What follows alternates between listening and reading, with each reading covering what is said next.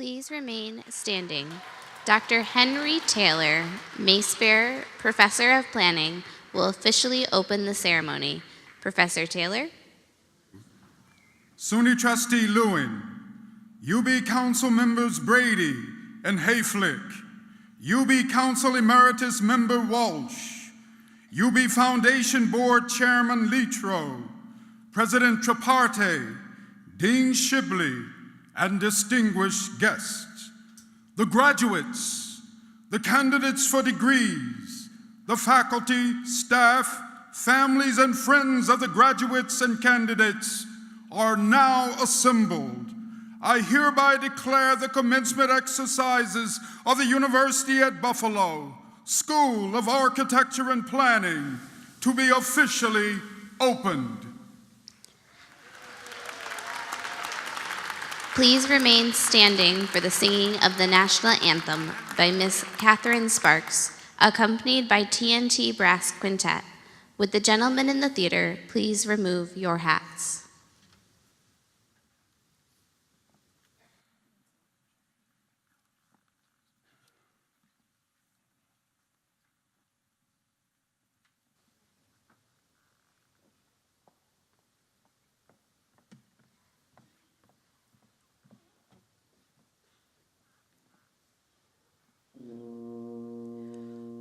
Oh, say, can you see by the dawn's early light what so proudly we hailed at the twilight's last gleaming, whose broad stripes and bright stars through the perilous fight o'er the ramparts we watched were so gallantly streaming, and the rockets' red glare, the bombs bursting in air, gave proof through the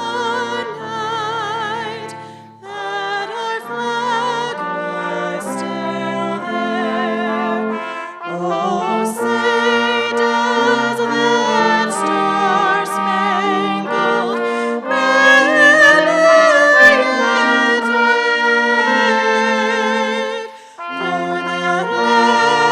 for the land of the free and the home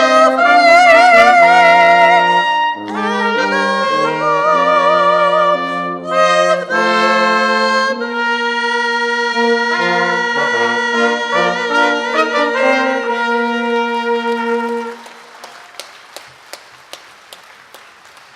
Pepe, make me live. Please be seated.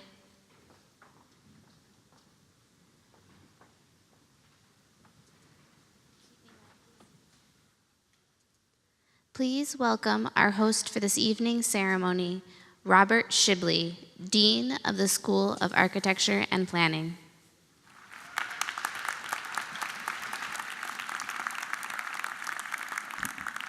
A very warm welcome to you all. We especially want to welcome all the friends of the school, our distinguished faculty and staff, our alumni, and perhaps most importantly, the friends, family, loved ones, parents of our graduates, and of course, our graduating class of 2017. Welcome to you all. I'm very proud to introduce our platform party today. They represent much of what makes the School of Architecture and Planning such an important enterprise, and indeed what makes the University at Buffalo such a great public research university.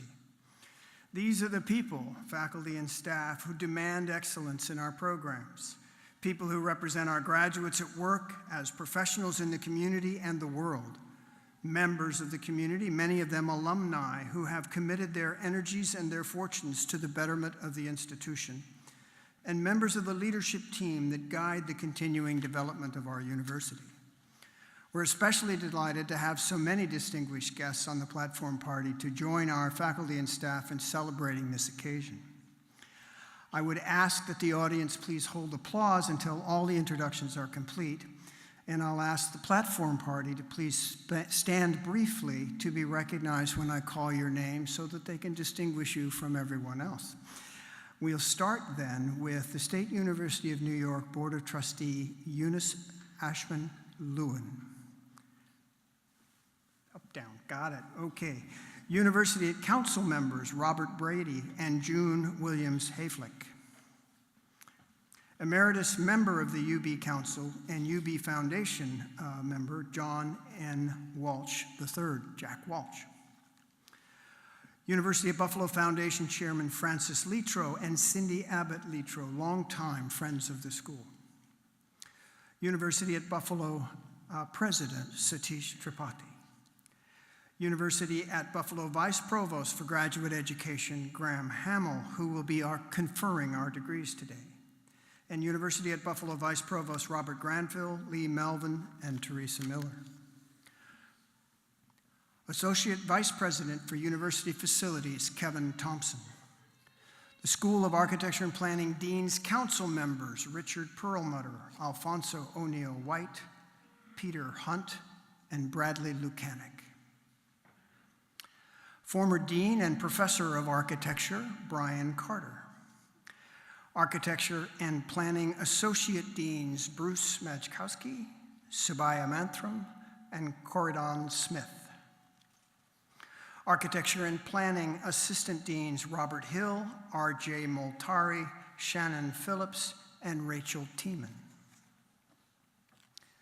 Department Chairs Omar Khan and Ernie Sternberg. Henry Taylor, who you met, Professor of Planning and serving today as the bearer of the mace, symbolic of the academic authority and the faculty of the university. We have a voice contest every year for who should do that. Henry always wins. Commencement speaker and Dean's Medal recipient, Diane Georgopoulos. SUNY Chancellor's Award for Student Excellence recipient, Madeline Britt, graduating today from the Bachelor of Arts in Environmental Design program. Madeline is the school's 4th consecutive recipient of the SUNY Chancellor's Award for Student Excellence. We're pleased to welcome today Olga Lowney, Raquel Halty, Nathaniel Mendel, and they are here today to honor our Dean's Medal recipients, Ted Lowney and Mark Mendel. Tracy Konheiser-Iwe, President-elect of the Western New York chapter of the American Institute of Architects and also an alumnus of the school.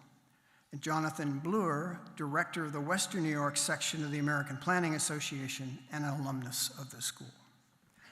Also joining us on the platform party is a significant number of our full faculty and staff. They're here to provide their continued support and to acknowledge the achievements of our students. Will the faculty and staff please stand, including those of you that might be in the audience? Give them a hand.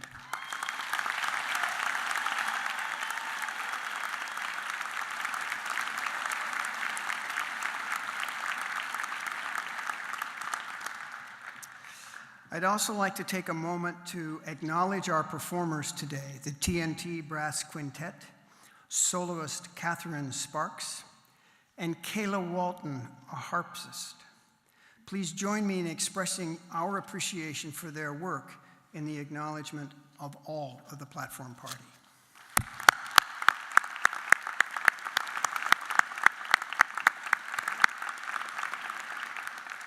We are very fortunate to have with us today Dr. Satish Tripathi to offer greetings from the university. I'm under strict instructions not to provide a lengthy introduction. It's sufficient to know that he is an internationally distinguished researcher and higher education leader. He was appointed the 15th president of the university in 2011. I would also point out, when he arrives up here, that between the two of us, there are 2 doctorates, 4 master's degree and 1 baccalaureate degree. I don't have a PhD, so he's got 2 of them, and he has 3 master's degrees, so you sort of know where I stand in this mix. Dr. Tripathi.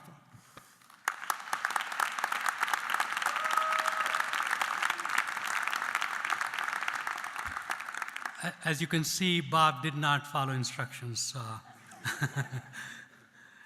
Good evening, everyone. First, I would like to offer a warm welcome to the parents and family members joining us. As we honor our graduates today, we also honor your support and guidance, which have helped our students reach this great milestone. Most of all, we are here to celebrate you, the 2017 class of the School of Architecture and Planning. Congratulations.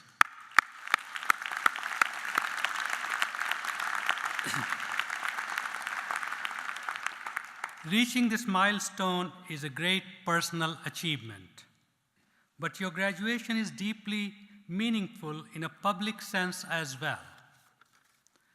As a UB graduate, what you have learned and discovered here and what you will do with this knowledge has tremendous significance for the communities that you are part of. These communities begin with your circle of family and friends and extend to your neighborhood, your nation, and the global community. These aren't separate spheres, they are closely connected. You are graduating in a world where the local and the global, the personal and the public, increasingly intersect. What happens in the arena of world affairs affects us on a daily basis. The challenges we face personally and as a society have no borders, from medical and public health threats to economic, educational, and social inequalities to environmental concerns impacting the future of our planet. These problems are multifaceted and complex, spanning the globe and cutting across a wide range of disciplines, fields, institutions, and communities. So now, more than ever, we need ideas, solutions, innovations, and collaborations that transcend borders of all kinds, geographic, cultural, disciplinary, and ideological.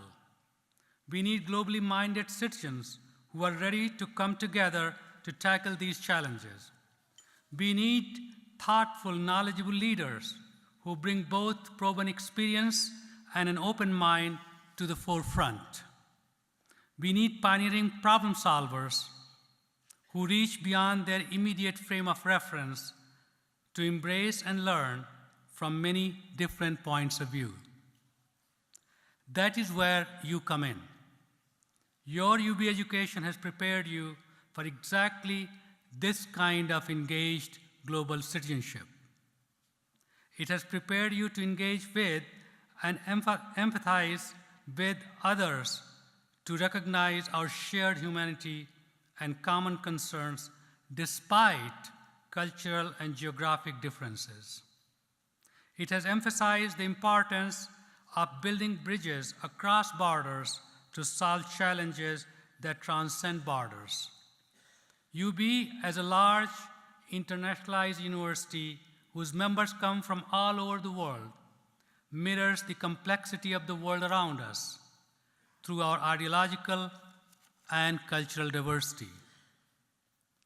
And as a core element of our mission as a public research university, we are committed to ensuring that our ideas and discoveries make the world around us a better place, from our local neighborhoods to our global community. As citizens, you are perhaps the most powerful embodiment of our university's mission. As UB students, you have already begun responding to global challenges, working directly with faculty and scholars who are leading the conversation in and beyond their fields. You have contributed to solutions and discoveries that change how communities approach issues such as affordable housing, accessibility, and sustainable building. You and your classmates will have a powerful local, national, and global impact. You have already demonstrated that by harnessing urban design strategies to transform struggling neighborhoods right here in Buffalo, creating solutions that provide children with disabilities access to sanitation facilities in low-income countries, and employing architectural principles that improve refugees' resettlements around the world. Now, as UB graduates, you're part of a long-standing UB tradition, joining a global network of more than 250,000 alumni in nearly 150 countries around the world, all dedicated to using their UB education to make a difference in the world. The challenges you will be called on to address reflect universal concerns facing humanity in every community around the globe. And the communities you are part of, here and beyond, will surely be richer for your contributions and insights. Class of 2017, we can't wait to see how you will use your UB education to make a difference in the world. Congratulations on your great achievements and all the best wishes on the road ahead. Thank you.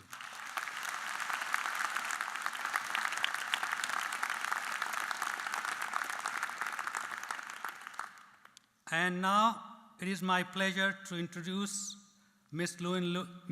Eunice Lewin, trustee of the State University of New York.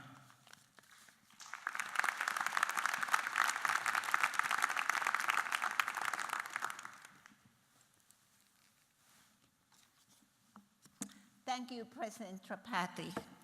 Good evening, everyone. Maybe we can try it again. Good evening.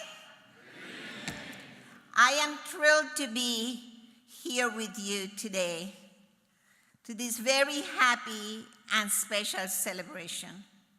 On behalf of the State University of New York, I'm honored to bring you warm greetings from Board of Trustee Chairman H. Carl McCall, my fellow trustee, and Chancellor Nancy Zimfer. Most of all, congratulations to the class of 2017.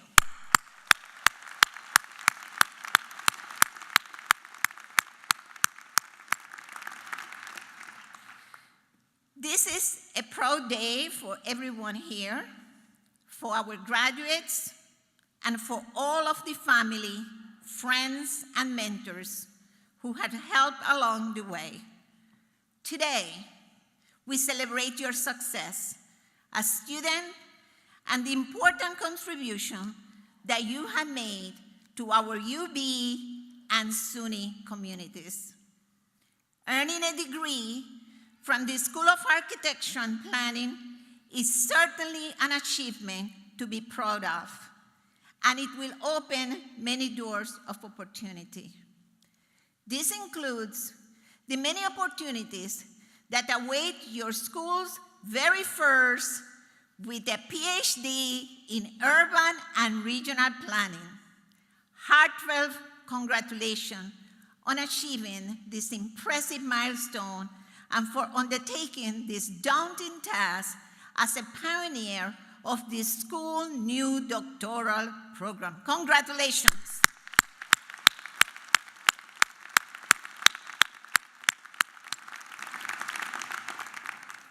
You are truly opening new doors of opportunity, not only for yourself, but as a trailblazer for others to follow in the years ahead.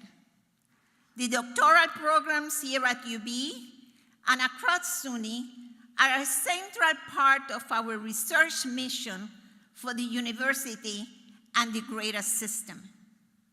As a global leader in graduate education, SUNY offers programs at more than 24 institutions across New York. Our doctoral graduates have a significant impact on the region, the state, and the nation's economy, as well as on social and cultural life. And SUNY's impact in this area will continue to grow as more doctoral programs like the one developed in this school are created and flourish. Today's first PhD graduate of the School of Architecture and Planning, and all of today's graduates and undergraduate students are a vital part of this legacy of leadership. Now, you all are poised to join this proud tradition. And I expect we will be talking about and celebrating your many achievements in the years to come. Once again, my sincere congratulations. You make the University at Buffalo and the State University of New York very, very proud. Congratulations.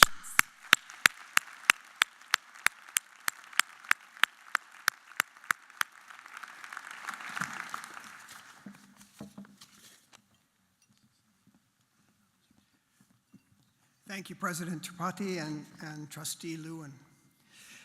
You've heard a lot of people talk about what you do and why they're proud. We've seen you now more than ever as the folks who can address the societal needs in the future that are best addressed through the way architects and planners and environmental designers think. You brought vision, courage, creativity, and grit, and it's all made manifest in a national reputation and international reputation for our school and our professional degree programs. Congratulations again to the class of 2017.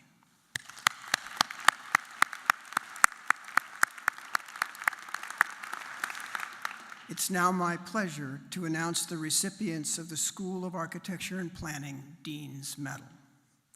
It's the highest award bestowed by the school. The Dean's Medal honors individuals who have made outstanding contributions to the professions of architecture and planning and to the betterment of our world through inspirational practice, scholarship, and leadership. Past recipients include such notable figures as futurist R. Buckminster Fuller and Magda Cordell McHale, environmental leader Bill McKibben, artist and landscape architect Walter Hood, and Buffalo developer and New York State economic development leader Howard Zemsky, and many others. Today, I am pleased to present 3 Dean's Medals. The first to be awarded to Diane Georgopoulos, our honored guest who will shortly address the class of 2017 with her commencement speech. Diane earned her bachelor's degree in environmental design from the University at Buffalo in 1973 and a master's degree in architecture from the Massachusetts Institute of Technology.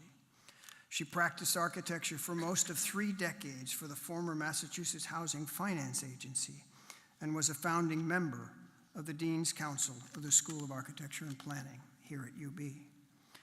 Diane has a distinguished public architecture career, serving until her recent retirement as manager of design and construction for Mass Housing, as it is now known, overseeing construction finance for a $3 billion rental portfolio for one of the nation's leading affordable housing agencies. Architects indeed, and planners have varied careers. Highlights of that career include her role in developing design guidelines for Elder Choice Program, a pioneering model for integrating services for frail elderly in residential settings, a project for which the Mass Housing won the Ford Foundation's Innovations in American Government Award in 1995.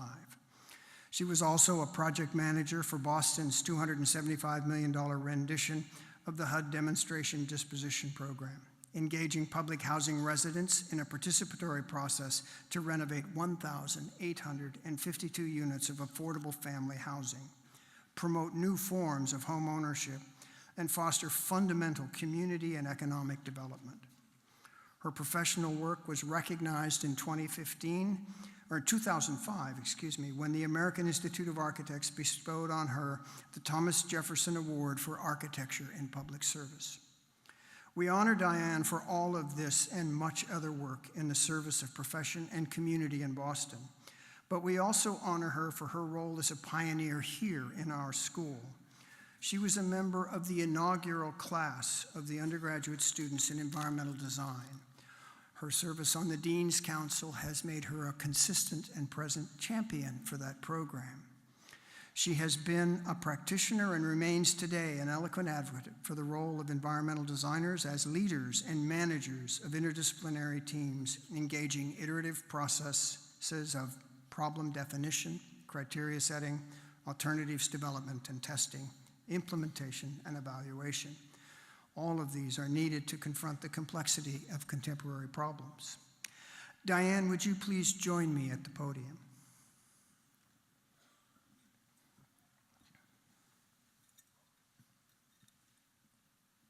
You're going to have to take your hat off.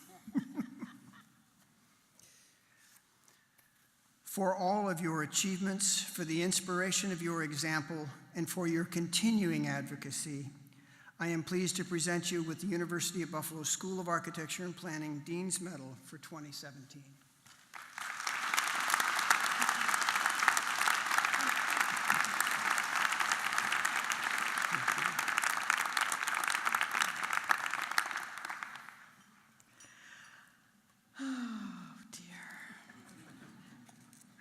There's a tab here with my speech in it. Okay, here we go. So, thank you, Dean Shibley, and the entire SUNY community for this very special recognition. Coming from my alma mater, it is truly the capstone of my architectural career. It's impossible for me to tell you just how fast 48 years can go by. From my first steps on the Bailey Avenue campus in 1979, where I entered as a freshman, to being with you here today. Standing in front of you and addressing you today, feeling the pride of your parents and your friends and your classmates. It's just this thrilling, heart-stopping feeling for me, realizing that it was 44 years ago today when I sat where you're sitting. And as I share with you today a thought of self-reflection, borrowing a line from T.S. Eliot, we shall not cease from exploration, and at the end of all of our exploring, we will arrive where we started and know that place for the first time. This is how I feel today, being with you. Buffalo in 1969 was an eventful place. It was a microcosm of everything that was going on nationally. Political upheaval, disorienting academic choices, sex, drugs, and rock and roll. There were good times, there were bad times, and there were our times. Finding my footing in that tumult was not easy. I retreated into the subjects that I loved: classical archaeology, art history, urban anthropology, and then I found my new love, environmental design, which is ultimately where I made my academic home. There was an intellectually free environment to experiment and explore the kinds of issues and ideas that genuinely excited me.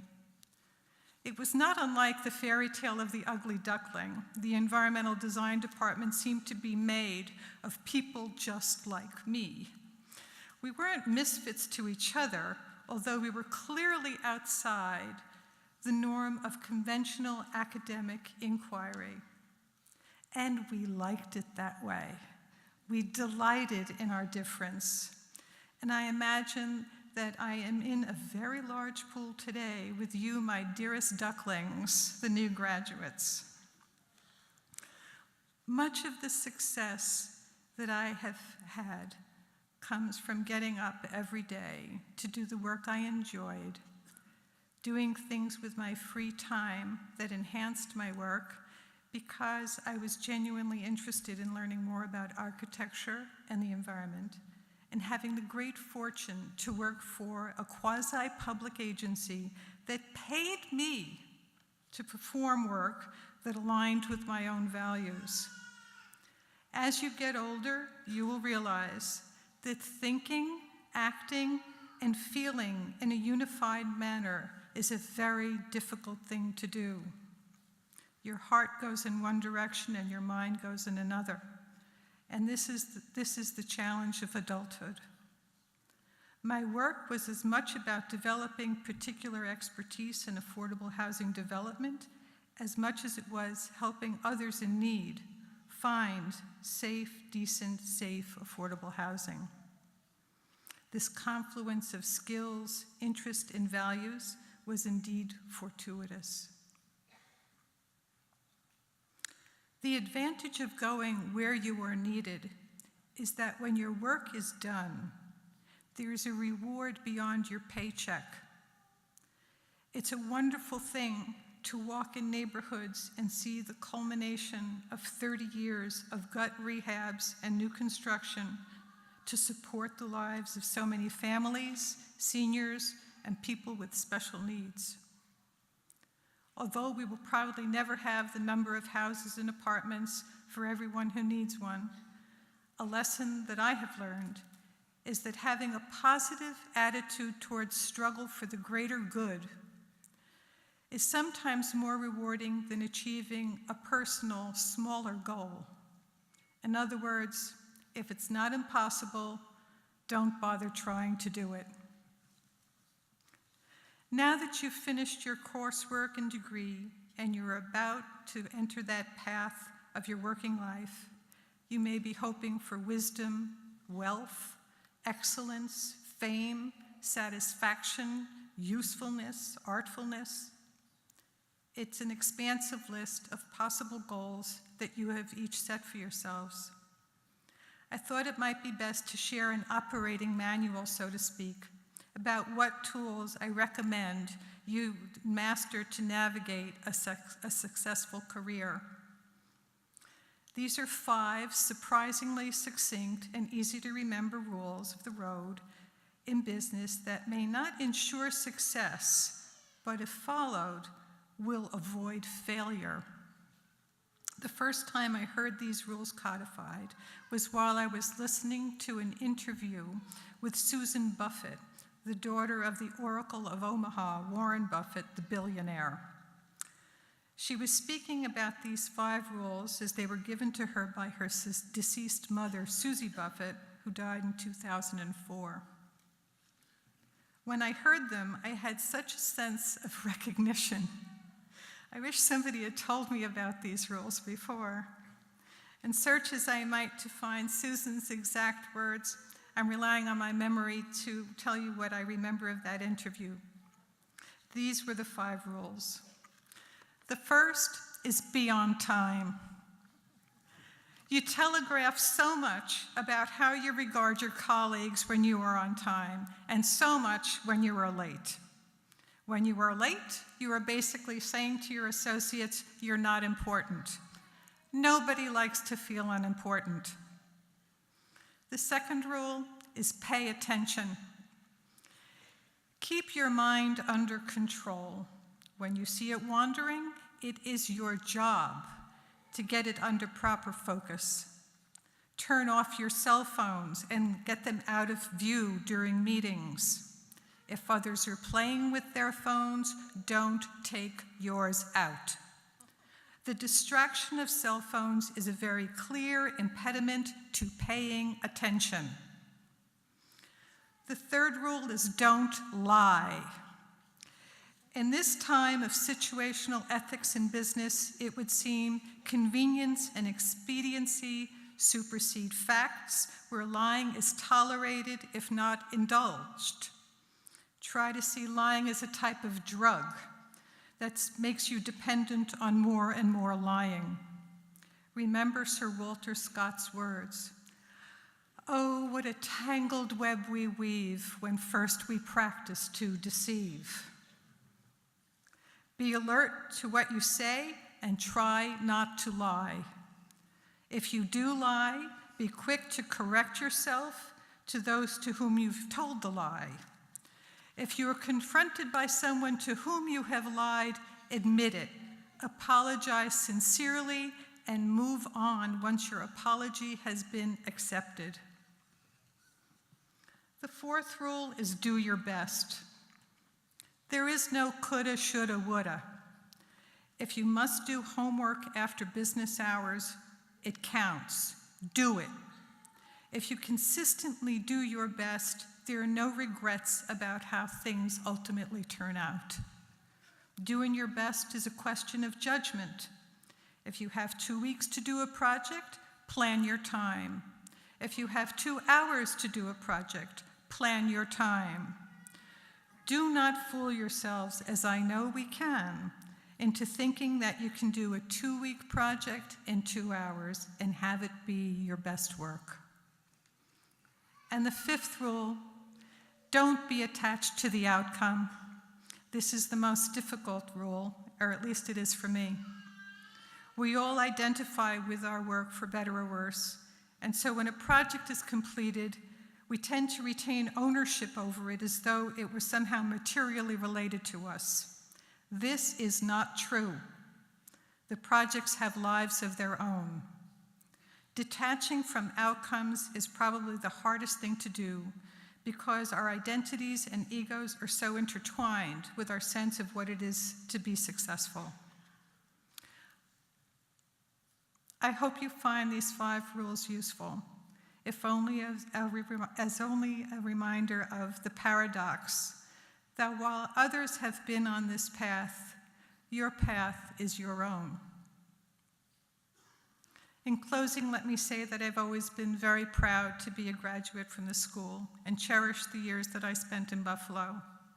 I discovered so much about the person I was and wanted to become.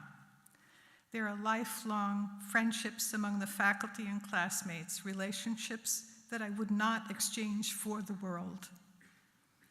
People who have stood alongside me, assisting, guiding, cajoling, consoling, and inspiring me to go on to the next step to become the woman that I am.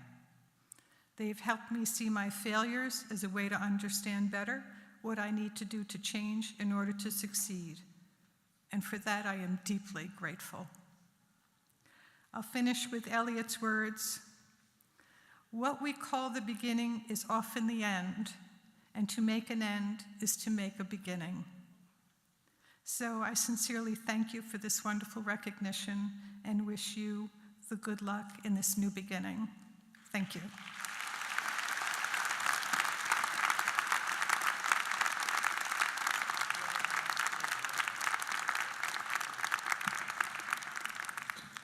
Thank you, Diane, for that inspiring address for our graduates. I also have the honor today of presenting the Dean's Medal posthumously to 2 beloved friends of the school and renowned leaders in the architecture profession. They are Theodore Ted Lowney, founding principal of the Buffalo firm Hamilton Houston Lowney Architects, and a faculty member in our program for more than 3 decades. And Mark Mendel, former president and co-chairman of Canon Design, a global design firm with deep connections to our school. Mark was also one of our 6 charter members of the Dean's Council with Diane. Ted Lowney's life and career demonstrated the value of longevity and steadfastness in pursuit of excellence. His legacy is everywhere. In the buildings he designed, the architectural treasures he helped restore, in the people and professionals that he touched and shaped. Ted was thinking and talking about the value of Frank Lloyd Wright's Darwin Martin House when Martin and Margie Meyerson, were still living in it. They were past president and first lady of our university. He was a friend of the Olmsted Parks before there was a Delaware Parks Steering Committee, let alone an organization called the Friends of the Buffalo Olmsted Parks, or now the Conservancy. And he guided these restoration projects and more: Kleinhans Music Hall, the Albright Knox Art Gallery, St. Mary of Sorrows, the Roycroft Campus, the Common Council Chambers in Buffalo City Hall, from conception to completion. In so doing, he changed the future of Buffalo by preserving its past. But he also helped transform our collective consciousness about the meaning and value of our shared built environment. Ted Lowney is one of the first friends of the School of Architecture and Environmental Design, as we were known back then, teaching in the evening division of our formative years and beyond. He and his partners, Mike Hamilton and Fred Houston, were staunch supporters of our founding dean, John Eberhard, and personal friends with early faculty members, Michael Brill, Terry Collison, and others. They taught design, studio, and other courses frequently over the decades. Ted as recently as 2007. He is remembered by his students for his gentle humor, his generous criticism, and insistence on excellence. His firm hired many of our graduates. Many more have gone on to distinguished careers in architecture here and around the nation. I would like to ask Ted's wife, Olga, to please join me at the podium.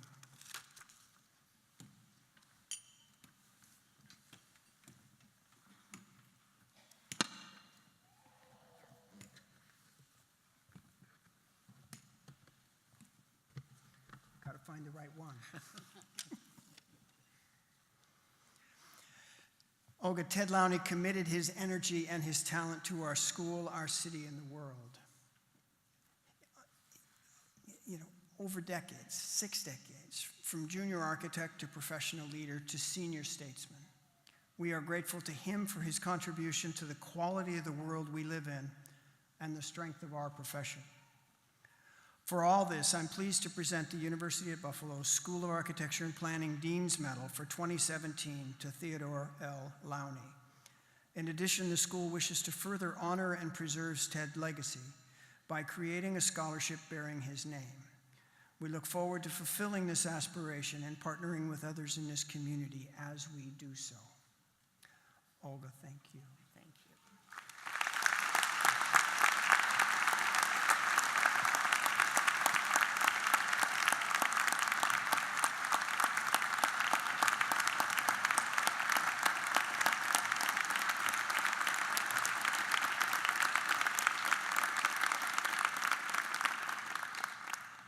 Our third Dean's Medal for 2017 is awarded to honor Mark Mendel. In 1974, Don Cannon recruited a talented young designer named Mark Mendel to leave Boston and join his firm in Grand Island. Don and his brother Will Cannon had an ambition that their profitable regional meat and potatoes, and that's in quotes, architecture firm could be something greater than it was. Mendel made the move, and as history would show, achieved a vision substantially grander than that of his employers. 41 years later, Mark retired as president and co-chairman of a firm with 1,000 professionals in 16 offices in 4 countries and a ranking among the best architecture firms in the world. Mark was the lead designer for the Occidental Chemical Center in Niagara Falls and the first double-skinned office building in North America, and still a model of energy efficiency. Completed in 1980, the design made the profession sit up and take notice of this firm from the hinterland. Mendel, however, understood that the growth of the firm required that he move up and move over to accommodate this kind of design talent that Cannon would need to achieve his vision. He became a master of recruitment, an expert reader of resumes, a penetrating interviewer, and a student of evaluation and methods of advancement. He studied the staff rosters of competing firms for prospective hires. Mark was concerned with ensuring the right fit and the right mix of personnel. He sought professionals who were multidimensional and well-balanced, who were curious, possessed of good visual abilities, and who were as interested in their clients as they were in the ideas that underpin professional practice. He built relationships with the University at Buffalo, the Rhode Island School of Design, his alma mater, and others like Penn State to locate the upcoming talent. He worked to set an environment in which expectations were high, risk-taking was rewarded, and encouragement was plentiful. And he replaced himself as design leader over and over again, always pushing others forward to nourish the ecosystem of excellence. All of this, of course, was the product of hard work, and Mark's work ethic was legendary. He had a drive and intensity that was impossible to miss. His adopted motto, never satisfied. But passion and intellect alone could not get done what he achieved. Mark also had the ability to connect to people. Talking to Mark gave a person the feeling they were the only 2 people in the room. He had a deep personal relationship with many. Once you entered his fold, he was a staunch and active advocate. He was the best mentor a person could have. Mark's obituaries all mentioned his love of motorcycles, but they missed the deeper meaning of that particular passion. The appreciation of the machine and the experience of riding one exemplified his attachment to the combination of power and control, of dynamism and precision that he brought to his work in architecture. I would like to ask his wife, Raquel Halty, and son, Nathaniel Mendel, to join me at the podium.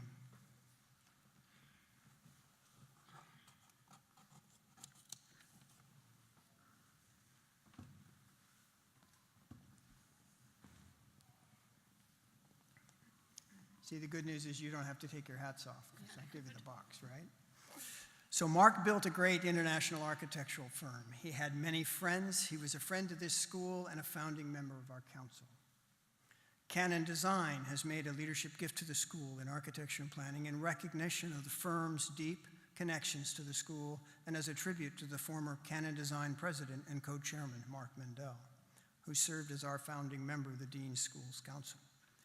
The Canon Design Mark Mendel Studio, a collaborative design workspace in Hayes Hall for graduate architecture students, was dedicated at the formal reception in Hayes Hall earlier this afternoon. The support comes on top of the firm's recent reinforcement of its Canon Design Scholars Program, for which nearly 20 years has provided tuition scholarships and intern opportunities to top students in the undergraduate architecture program. Many of these scholars now hold leadership positions with the firm. It's a global firm that operates 15 offices around the world. Canon Design maintains a strong presence in Buffalo. The proximity to UB has fostered a long and diverse history of engagement across two organizations, from student internships and mentoring to employment for graduates to research partnerships with faculty. For all of this and so much more, I am pleased to award the 2017 School of Architecture and Planning Dean's Medal to Mark Mendel.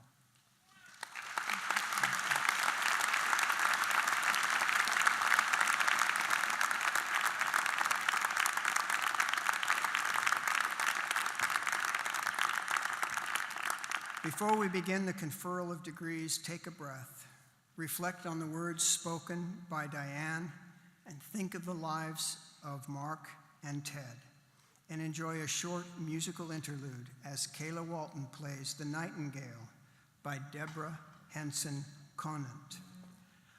I'll give you the words as she sets up.